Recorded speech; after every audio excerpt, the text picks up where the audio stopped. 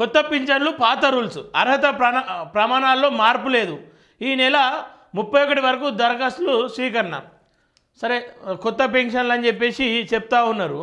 ఉన్న పెన్షన్లు పెంచుతామని చెప్పినటువంటి మాటలపైన ఇప్పటివరకు ఎట్లాంటి స్పష్టత లేదు, దానిపైన ఎట్లాంటి క్లారిటీ లేదు. మరి పెన్షన్లు పెంచుతామని చెప్పేసి ఆశలు చూపించి బురుడి కొట్టి గెలిచిర్రు. ఆ గెలుపు ఒక గెలిపేనా అని చెప్పేసి కూడా కొన్ని సందర్భాల్లో ప్రతిపక్షాలు, అట్లాగే గతంలో ఉన్నటువంటి ప్రభుత్వాలు, ఇంకా అనేక మంది కూడా విమర్శిస్తూ ఉన్నారు. మరి దీనిపైన రేవంత్ సర్కార్ ఎట్లాంటి నిర్ణయాలు తీసుకోబోతా ఉంది? వృద్ధాప్య పింఛన్ పెంచుతామని చెప్పేసి అన్నారు, వికలాంగుల పింఛన్ పెంచుతామని చెప్పారు, మహిళలకు పెన్షన్లు పెంచుతామని చెప్పారు, యువకులకు అంటే నిరుద్యోగులకు పెన్షన్లు ఇస్తామని చెప్పారు. ఇక వాటి ఊసే లేదు.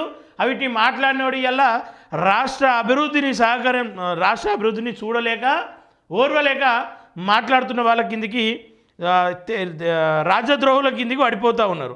సరే, ఏదేమైనప్పటికీ ప్రభుత్వాన్ని ప్రశ్నించే ఏ ఒక్కరైనా సరే ప్రభుత్వానికి ద్రోహుల్లాగానే కనిపిస్తారు. కానీ ఇచ్చిన మాట నిలబెట్టుకోవాల్సిన బాధ్యత ప్రభుత్వానికి ఉంది.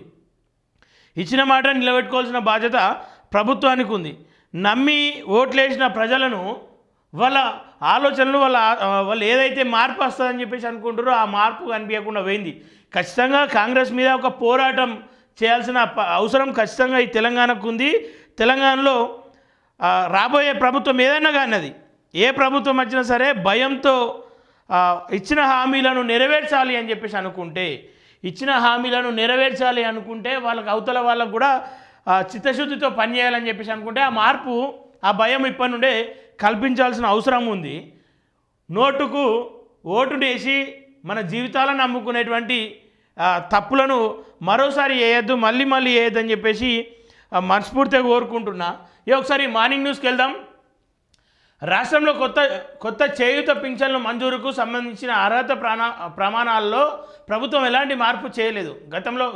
గతంలో ప్రభుత్వం ఉత్తర్వుల్లో పేర్కొన్న ఎలిజిబిలిటీ క్రైటీరియాను ఇప్పుడు ప్రమాణంగా తీసుకోనున్నారు. 2014-2018 మధ్య జారీ చేసిన ఉత్తర్వుల్లో నిబంధనల ప్రకారమే అర్హతను పరిశీలిస్తున్నారు. అర్హులైన పేదలు, బలహీన వర్గాలకు సామాజిక భద్రత కల్పించడమే లక్ష్యంగా కొత్త పింఛన్ల మంజూరుకు ప్రభుత్వం చర్యలు చేపట్టింది. తొలి దశలో ఒంటరి మహిళలు, వితంతువులు, దివ్యాంగులు, గీత కార్మికులు, చేనేత కార్మికులు, పైలేరియా బాధితులు, తలసేమియా, సికిల్ సెల్ వ్యాధి, హిమోపోలియా వంటి రక్త సంబంధిత వ్యాధులతో బాధపడుతున్న వారికి కొత్త పింఛన్లు మంజూరు చేస్తూ ఉన్నారట. మరి సరే, వీళ్ళతో పాటు నిరుద్యోగులకు కూడా ఇస్తామని చెప్పేసి కాంగ్రెస్ ప్రభుత్వం గతంలో చెప్పింది. ఇక వాళ్ళ ఊసే ఎత్తట్లేదు. వాళ్ళను నాకు తెలిసి వాళ్ళకు పెన్షన్లు ఏం రావు, కానీ అట్లీస్ట్ జాబ్ క్యాలెండర్ అని చెప్పిర్రు. ఆ జాబ్ క్యాలెండర్ కానీ ఇట్లాంటివి చేయగలిగితే చాలామంది సంతోషిస్తారు. ఇక అది లేదు, ఇది లేదు, ఏది లేకుండా ఇక వాళ్ళ మాటలను మొత్తం పక్కదారిన పట్టించిర్రు. అసలు పట్టించుకునేటువంటి సందర్భాలు కూడా కనిపించట్లేదు. సరే, మళ్ళీ అవసరం లేదంట. కొత్తగా పింఛన్ల కోసం ప్రజాపాలన వారోత్సవాలు, 99 రోజుల ప్రగతి ప్రణాళిక, గ్రామ సభలు, ప్రజావాణిలో వచ్చిన దరఖాస్తులను పరిగణలోకి తీసుకుంటారు. గతంలో దరఖాస్తు చేసి అవసరమైన అన్ని పత్రాలను సమర్పించిన వారు మళ్ళీ దరఖాస్తు చేయాల్సిన అవసరం లేదని అధికారులు చెప్తున్నారు. అవసరమైన పత్రాలు సమర్పించని వారు ఇప్పటి వరకు దరఖాస్తు చేయని అర్హులు కొత్తగా దరఖాస్తు చేసుకోవచ్చు. అర్హత నిర్ధారణ కోసం సంబంధిత శాఖల నుంచి అవసరమైన వృద్ధాప్య పత్రాలను, ధృవపత్రాలను పొందేలా జిల్లా కలెక్టర్లు చర్యలు తీసుకుంటున్నారు.